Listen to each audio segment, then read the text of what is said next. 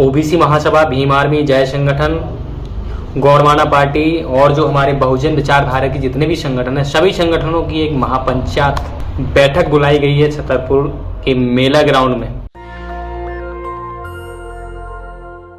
ये वीडियो देख लीजिए। ये वीडियो है शुभम शुक्ला का, जिसके घर पुलिस पहुंची है। इन पर आरोप है कि ये अफवाह फैला रहे थे। सोचिए, शुभम शुक्ला को हम लोग ट्विटर पर जानते हैं। एक पत्रकार के तौर पे वो हमेशा से कास्टिस्ट रहे हैं, जातिवादी रहे हैं और सबसे ज्यादा SC, ST, OBC, माइनॉरिटी, अल्पसंख्यक समाज, ईसाइयों के समाज लिखते रहे हैं। उसके बाद भी मैं चाहता हूं कि उनकी गिरफ्तारी ना हो, लेकिन वो बताएं कि उन्होंने कौन सी खबर देखी थी। सोचिए, मनीष कश्यप जो ब्राह्मण समाज से हैं, वो तिरुपुर स्टेशन पर पहुंचे हुए हैं क्योंकि उनको एजेंडा दिया गया है कि आप बिहार को बदनाम कीजिए, तमिलनाडु को बदनाम कीजिए और बिहार में जो लोग आए वो नाराज हो जाए नीतीश तेजस्वी से। तो तमिलनाडु में 3 घटनाएं हुई थी, मैं आपको बता दूं, इसके अलावा कोई घटना नहीं हुई है। एक बिहार के जमुई के और झारखंड के एक शख्स के बीच अवैध संबंध को लेकर मारपीट हुई, जिसमें जमुई के शख्स की मौत हुई। उसमें आरोपी भी झारखंड निवासी हैं। एक दूसरा मामला हुआ था जिसमें सुसाइड का मामला था, जो एक शख्स ने जो हिंदी भाषी है, उसने अपने ही घर में सुसाइड किया था। उनके भाई का वीडियो भी है। और तीसरा मामला है 3 मार्च का, बिहार के वैशाली जिले के एक शख्स ट्रेन की चपेट में आने से मरे थे क्योंकि वहां भगदड़ मची हुई है। और चौथा एक मामला पुराना था, रेलवे ट्रेन के अंदर बहुत पहले मारपीट की घटना दिख रही है, जिसमें आरोपी को गिरफ्तार कर लिया गया था, केस दर्ज किया था। इसके अलावा जितने लोग हैं, आप उनसे पूछिए कि आपको क्यों डर लग रहा है। तो वीडियो वायरल हो रहा है। किसका? तो खून खराबे मार काट का। अगर इन 4 के अलावा कोई घटना ही नहीं हुई तो ये वीडियो तमिलनाडु से के बाहर का है। राजस्थान का एक वीडियो दिखाया जा रहा है जिसमें वकील ठेले के पास जो पटक के मारा जा रहा है, हम वीडियो नहीं दिखा सकते, वो राजस्थान का है। कुछ आंध्र प्रदेश का वीडियो है, पहले का वीडियो है। एक कोयम्बटूर का वीडियो वायरल हो रहा है जो आपसी रंजिश है, वहीं के 2 स्थानीय निवासियों का है। जिनसे भी बात करेंगे वो पूछेंगे कि नहीं तमिलनाडु में हिंसा हो रही है। उनसे पूछिए भैया आपके साथ हुआ है? तो नहीं। आपने होते हुए देखा है? तो नहीं। आपके जानने वाले के साथ हुआ? तो नहीं। मैंने सुना है। किससे सुना है? तो फलाना से सुना है। जब फलाने से बात कीजिए, सर आपके साथ कोई हिंसा हुई है? तो नहीं। आपने देखा? तो नहीं। आपके किसी जानने वाले के साथ हुई? तो नहीं। तो आपको कैसे पता चला? तो वो वीडियो नहीं है और मैंने सुना है। फिर उस सुनने से वाले से बात कीजिए। तो यही चल रहा है, चेन सिस्टम चल रहा है। और इस अफवाह को हवा दे रही है बीजेपी के नेता दे रहे हैं, बीजेपी तमाम ब्राह्मण समाज के जो पत्रकार हैं वो दे रहे हैं। यहां तक कि लखनऊ, यूपी और हिंदी भाषी ब्राह्मण समाज के जो लोग हैं और जो मेरे साथ 10-12 लोग जो जबरदस्ती जिन्होंने कॉल किया कि नहीं हो रहा है, जैसे शुभम शुक्ला ब्राह्मण समाज से है, मनीष कश्यप ब्राह्मण समाज से, उनका इंटरेस्ट ये है कि चूंकि सोशल जस्टिस की सरकार है वहां पेरियार की, वो लोग पेरियार की आइडियोलॉजी से सहमत नहीं है और लगातार अखिलेश यादव, तेजस्वी यादव से उनकी करीबी रिश्ते सामने आ रहे हैं, तो बीजेपी को यह सूट नहीं करता है।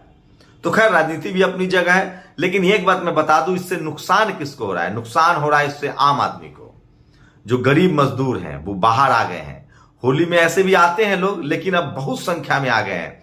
वहां के फैक्ट्रियों को तो नुकसान होगा ही, तो पूरा चेन सिस्टम हो जाएगा। अब नुकसान तो सबको उठाना पड़ेगा। गरीब मजदूर लाचार वो फिर कल जाएंगे।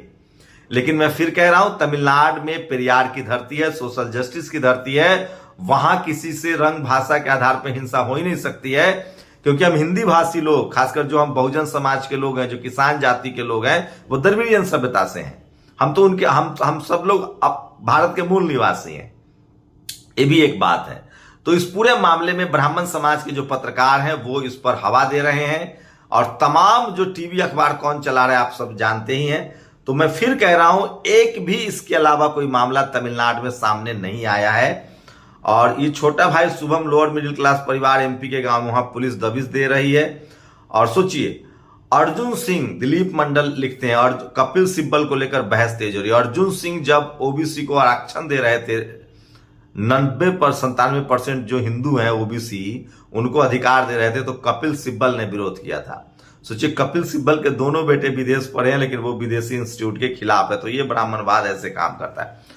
सोचिए, उत्तर प्रदेश पर कोई खबर नहीं दिखाएगा। उत्तर प्रदेश में एक डॉक्टर दंपति की नाबालिग बेटी के साथ बहुत ही जघन्यता हुई है। हम तस्वीरें नहीं दिखा सकते हैं। कानपुर की घटना है जो सोशल, और सोचिए 2010 में कपिल सिब्बल का ट्रैक रिकॉर्ड देखिए। 2010 में जाति जनगणना का विरोध किया, 2006 में ओबीसी आरक्षण का विरोध किया, कोलेजियम सिस्टम लाने में सुप्रीम कोर्ट में केस लड़ा, कांग्रेस राज्यसभा में नहीं भेज पाई तो कांग्रेस की लात मार दी और यादव अखिलेश के साथ चले गए।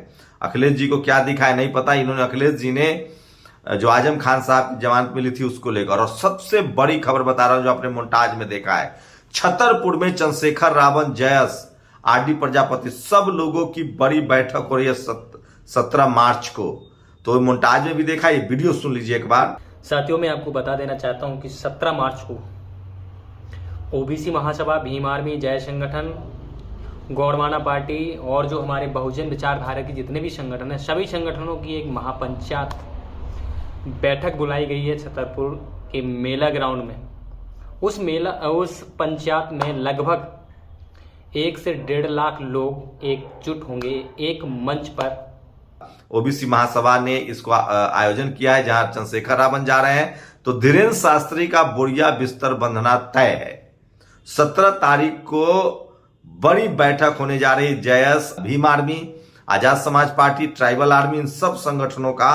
तो धीरेन्द्र शास्त्री अब देख लें कि उनका क्या होने वाला है, क्योंकि अब बहुत हो गया है और ये जातिवाद अब चलेगा नहीं। तो सबसे बड़ी खबर बता रहा हूं कि धीरेन्द्र शास्त्री जो हैं उनसे लोग तैयारी कर रहे हैं और बड़ी बैठक होगी छतरपुर में। बड़ी बैठक होगी छतरपुर में। और एक कोलाज देखिए, 1 2 3 4 5 पत्रकार ब्राह्मण समाज के हैं, 1 जाट समाज के हैं, 1 ठाकुर समाज के हैं। तो ये मीडिया की स्थिति है और इनसे बचना जरूरी है। तो तमिलनाडु के लेकर मीडिया अफवाह फैला रहा है। देखिए, मैं भी बिहारी हूं, मेरी कोई रुचि नहीं थी कि अगर कोई अत्याचार होगा किसी के, सोचिए, भाषा के आधार पे, जाति के आधार पे, लिंग के आधार पे, धर्म के आधार पे किसी के साथ अत्याचार होगा तो मैं उसके खिलाफ बोलूंगा, क्योंकि ये भारत का संविधान कहता है कौन किस धर्म का है, कौन किस जाति का है। ये इसके आधार पे, रंग के आधार पे, लिंग के आधार पे, भाषा के आधार पे अत्याचार के मैं खिलाफ हूं। लेकिन मैं झूठ नहीं बोल सकता हूं। मैं किसी ब्राह्मण समाज का आरोपी जब होता है तभी मैं आरोपी कहता हूं। और मैं ये जाति इसलिए बताता हूं क्योंकि भारत एक जाति प्रधान देश है। जैसे मुस्लिम समाज के लोग समझ ही नहीं रहे हैं। पहले तो वो अपनी जाति नहीं मानते हैं कि उनमें भी जातिवाद है, चलिए उनका मसला है। ओबीसी आरक्षण ले रहे हैं, ओबीसी शैक्षणिक आधार पे, सामाजिक आधार पे जो पिछड़ापन है उसकी वजह से वो आरक्षण ले रहे हैं। अनटचेबिलिटी उनके, इस्लाम में अनटचेबिलिटी नहीं है। मैं फिर कह रहा हूं, अनटचेबिलिटी इस्लाम में नहीं है, क्योंकि इस्लाम, लेकिन भारत में मुस्लिम समाज में अनटचेबिलिटी है, जाति है, लेकिन सामाजिक पिछड़ापन है, शैक्षिक पिछड़ापन है, इसलिए वो लोग उसी आधार पे एससी कैटेगरी के रिजर्वेशन की मांग करते रहे हैं। अगर मुस्लिम समाज में जाति नहीं है तो उनको ओबीसी रिजर्वेशन छोड़ देना चाहिए, एक बात। दूसरी बात है कि मैं किसी भी तरह के धर्म के आधार पे, जाति के आधार पे हिंसा के खिलाफ हूं। मैं जो जाति बताता हूं उसका मकसद ये होता है कि आपको पता तो चले कि कौन, भारत एक जाति प्रधान देश है। आप यहां शादी जाति देखकर होती है, धर्म देखकर नहीं होती है।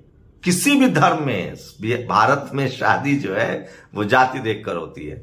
यहां उठना बैठना, रिश्ते नाते सब जाति देखकर तय होते हैं। तो भारत एक जाति प्रधान देश है। मैं मुस्लिम समाज को यही तो बार बार कह रहा हूं कि आप आरोपी की जाति बताइए। हिंदू, आप जैसे कहते हैं ना कि हिंदू अत्याचार कर रहे हैं, मतलब हिंदू मतलब इस देश के 97% आबादी आ जाते हैं। अब बताइए आपको किसने मारा है? ब्राह्मण ने मारा, भूमियार ने मारा, यादव ने मारा, कुर्मी ने मारा, कोयरी ने मारा। कल मुझ पर आरोप लगा कि मैं मोनू मानेश्वर को बचा रहा हूं। मैं कौन होता हूं बचाने वाला? मैं जज हूं, प्रधानमंत्री हूं, मुख्यमंत्री हूं। मैं सिर्फ इतना कह रहा हूं कि जैसे मुसलमानों को आरोप लगने पर आतंकी कहा जाता है, उसी तरह से दलित पिछड़ों पर आरोप लगने पर हत्यारा कह रहा है ये जाकिर अली त्यागी। नाम सुनिएगा, जाकिर अली त्यागी, सोचिएगा जरूर। ये किसी एलविस यादव को गमला चोर कहा जा रहा है, अखिलेश यादव को जैसे टूटी चोर कहा जा रहा था, जैसे आजम खान साहब को दुनिया का सबसे बड़ा क्रिमिनल घोषित कर दिया गया। अब तो खैर उनको सजा भी हो गई है। तो जब तक कोर्ट से सजा ना हो उसको आप आरोपी कहिए। जैसे मुसलमान पर आरोप लगेगा तो ये आतंकवादी है, ये कौन कहता है? मनुवादी मीडिया कहती है। मैं इसके खिलाफ हूं, समझने की कोशिश कीजिए, बाकी आपकी मर्जी है। मैं किसी भी तथ्यात्मक रूप से गलती नहीं करना चाहता हूं, एथिकल रूप से गलत नहीं होना चाहता हूं, संवैधानिक रूप से भी मैं गलत नहीं होना चाहता हूं। इसलिए मैं दिखा रहा हूं, मैं बिहार के खिलाफ नहीं हूं, हिंदी भाषी के खिलाफ नहीं हूं। तमिलनाडु में अत्याचार होगा तो मैं भी बताऊंगा। नहीं हुआ है, ये प्रोपेगेंडा है, राजनीति है, और ये पेरियार की वजह से जलन है लोगों में। स्टालिन, अखिलेश यादव, मुख्यमंत्री तेजस्वी के मिलने से ये जलन है। जिस दिन पहली हिंसा होगी भाषा के आधार पे, मैं रिपोर्ट करूंगा। आप लोग अपनी प्रतिक्रिया जरूर दीजिए, आपकी प्रतिक्रिया बहुत जरूरी है। शुक्रिया। नेशनल दस्तक की आपसे गुजारिश है कि अगर इसको बचाना चाहते हैं तो नेशनल दस्तक को सब्सक्राइब करने के लिए रेड कलर के सब्सक्राइब बटन को दबाएं, फिर बेल आइकन की घंटी दबाएं। नेशनल दस्तक को बचाने के लिए बहुत जरूरी है कि हर खबर को शेयर करें, लाइक करें, कमेंट जरूर करें।